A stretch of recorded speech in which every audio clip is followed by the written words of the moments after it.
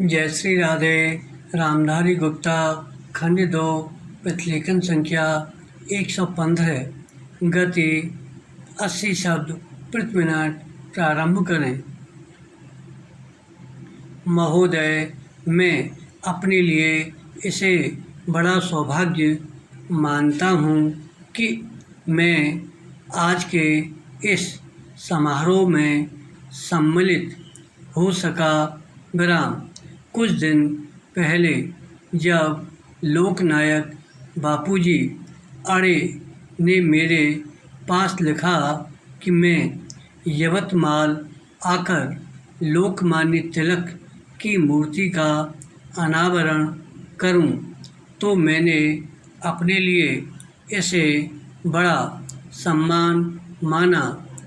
उसके साथ साथ बापूजी ने यह सूचना भी दी कि यदि मैं यहाँ आऊँगा तो मुझे यह भी सौभाग्य मिलेगा कि एक बार फिर उनके दर्शन कर सकूँगा। विराम।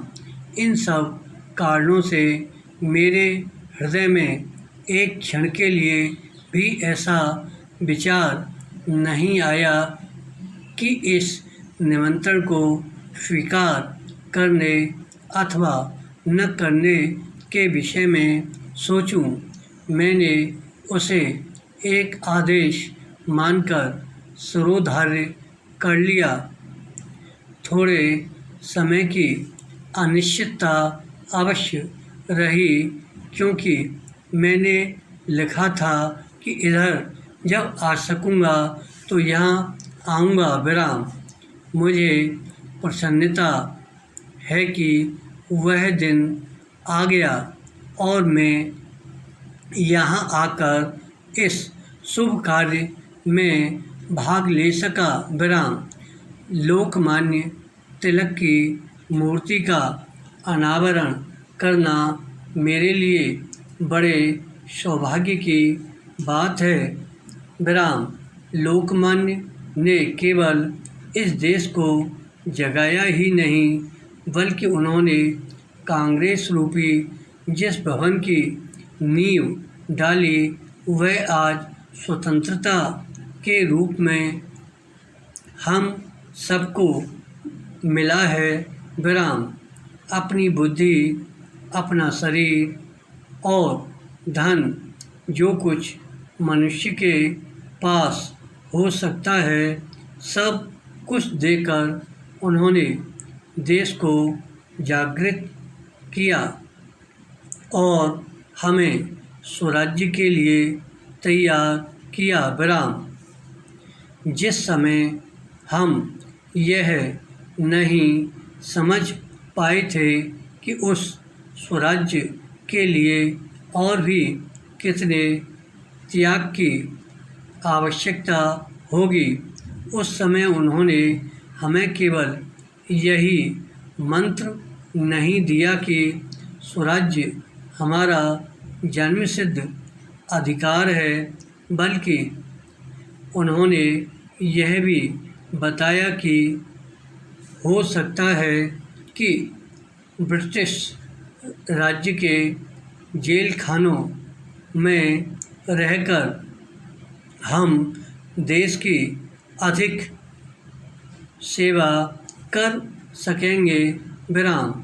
यही कहकर उन्होंने कड़े कारावास का दंड हंसते हंसते हर्ष के साथ झेला और सारे देश के सामने एक उदाहरण रखा, जिसका इस देश के लोगों ने हजारों और लाखों की संख्या में अनुकरण किया और अनुकरण करते करते अंत में हमने स्वराज्य भी पा लिया।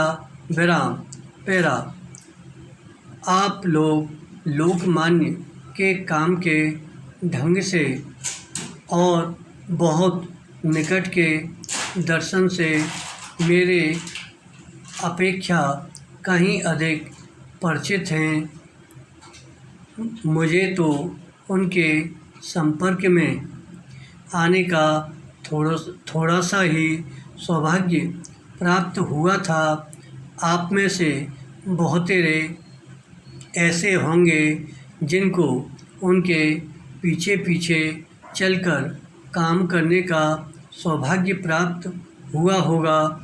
मुझे इस बात की और भी प्रसन्नता है और ईश्वर को धन्यवाद है कि ऐसे लोगों में एक प्रमुख व्यक्ति लोकनायक बापूजी आड़े आज भी ईश्वर की कृपा से एक भयंकर रोग से मुक्त होकर इस सभा में उपस्थित हो सके हैं। विराम।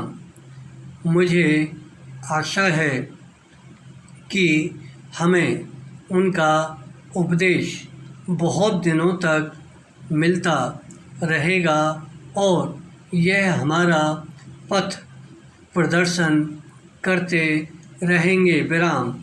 इसलिए अब जबकि हमें स्वराज्य भोगने का अवसर मिला है, जिसके लिए हम संग्राम कर रहे थे, हमें उसे सार्थक बनाना है। धन्यवाद।